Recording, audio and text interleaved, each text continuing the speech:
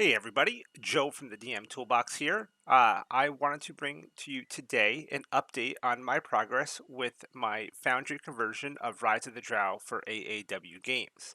Now, I had started this project a while back, before I really even had the DM Toolbox channel going. And this originally started off as a pet project. I had bought the Rise of the Drow book. I really liked it. I wanted to put it into Foundry. I started doing that. And then Jonathan, the owner of AAW, asked me if I'd be interested in doing it as an official release for them. So I took that on, and I took on a lot more than I was expecting to take on. It turned out to be quite the project. It's taken me quite a while to work on. So it's been a while since I've done an update. I did two updates a while back, and I haven't done one since, and I know a lot of you have been asking. So I thought I'd do another one. So what have I been working on? Well, first, Survivalist Guide to Splunking. You may already own that from AAW. I worked on that for them, along with the Drider book with that, and the Applied Aggregate and Splunking book. So I had done all that for them in the meantime. Aside from that, I've been trying to plug away at this, but it's a big project. And then, real life, my day job and my family, and trying to actually, once in a while, I actually like to play D&D. So I've been just doing a lot, but I've been slowly plugging away at it. And I've really tried to kick that into high gear recently, and I have gotten quite a bit done. So I thought I'd share that with you guys today because I have learned a lot over the past year or so, and I'm applying some of what I've learned to Rise of the Drow. There's also been a couple new versions of Foundry that have come out that I need to adapt to because I do want to release you guys a really nice, well polished product when it's all done. So let me show you what I've been working on. So first off, just going into the journals here. We will see that the book is broken up into chapters, and I had started and in books. So I had done the first three chapters. I had started on book two, and I've gotten through about halfway through chapter five, and I said, "Hold on a second. There's a lot of references to stuff in books three and four, which is more the campaign setting, random encounters, things like that. And I really wanted to get those done so that they were easier to link back into the main campaign story and reference stuff there. So one thing I had to do was I had to get all the monsters in, and that was probably the most time consuming part. So I now have all the monsters done. One thing I do need to still do is go through and fix some art. I got to update some of this art. Some of it's not the best quality, and I have my hands on better files now, so I want to go through and update art. But every monster is here and working well. Oops, I even did some stuff with the NPCs. So certain NPCs, I created their own stat blocks for them. Now you'll notice here I'm missing some art. This is kind of stuff I need to go back and fix and make sure it's working right because I am replacing a lot of the art that I had with better files. So as I've been doing that in the journal entries, some of these are getting lost. So I'm going to be going through every creature I have and fixing art before release. I also probably need to come in here and do some stuff with damage immunities and resistances have changed a little bit in how it works in Foundry, so I need to touch up that. But aside from that, we're looking pretty good. The next thing I did was I came into our journal and I did all of books three and four. So all the civilized and uncivilized sections are now done. So coming into, let's say, like chapter 8 here, we can see our entire town. Now, every big chapter like this will have a navigation page, just like this, with, that you can kind of use almost as a table of contents for that chapter. Then as we go through, if I just click on this one, we can see here we've got good art in here. I've already fixed all the art. And then I've done this. So I kind of tossed back and forth a lot in how I wanted to handle the navigation. A section like this, chapter 8, where everything is got a pinpoint to a map and therefore a number, it's pretty easy, what order it's in. But I also wanted to have this navigation. So the next page would be page 4. The previous page would be page 3. So to open those pages up. And then we also have a middle link here, which links back to our navigation page for that chapter. Uh, And you see here I've centered it as well. I've added these little arrows, so next with the arrow here with previous. I've done that everywhere. So if I look at, Fungi Forest was a huge, huge chapter. That was another really big one that took a lot of work. But if we go into a chapter maybe that doesn't quite have um, as much, it doesn't have the breakdown. Some of these are much smaller chapters, but let's see here. Let's take the lake. I think the lake's a good example. Yeah, so this one here only has 4. There's no numbers in this chapter, and there's no navigation page for this chapter because of that. But if I open this up, you'll still see at the bottom of the page our next and previous stuff. It looks like I got a little error there. This is kind of stuff I still need to go through and do some quality insurance on at the end. But um, you'll still see this though, the centered, previous, and next. So that was a cosmetic change and a feature change that I made towards the end of chapter, working on book 4, then went back and implemented it in all of book 3, all of book 4, and now I am going through books 1 and 2 and implementing those changes. Another thing you will see that I've done as a kind of cosmetic change that I really liked. If we go into book 1, it's easier to find, or book 2 is where I'm working now. Um, you will see any read aloud text I've changed to blue. I'm still using the block text, but I've changed it to blue. Uh, I think maybe if we look at my earlier videos that I did on this, I was using a lot of modules and stuff like that for different look. I got rid of all that because my feeling is that we should have as little reliance on modules as we can when we release a product. Because I don't know what modules you're using. You might not like the modules I use. So the fewer dependencies on modules, the better.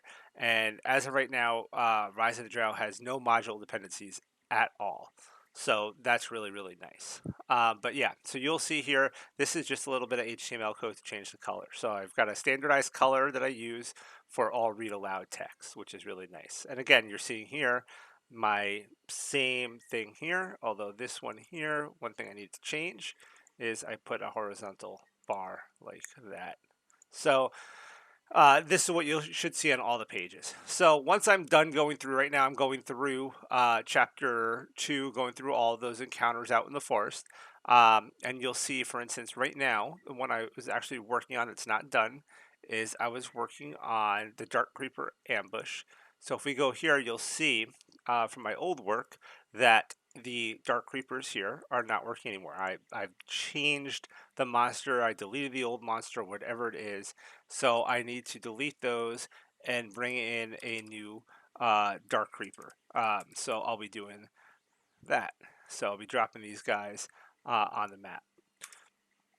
So this is the kind of thing I'm doing. The other thing, since in this chapter is during the eclipse and it's dark, what I've decided to do was configure the scenes with a darkness level of 0.55. So even when you can see, it is still dark out there. So I want, for at least for this chapter, I want to use this kind of darkness to uh, give that feeling of, hey, it's dark, there's an eclipse. So you want your dark vision or whatever.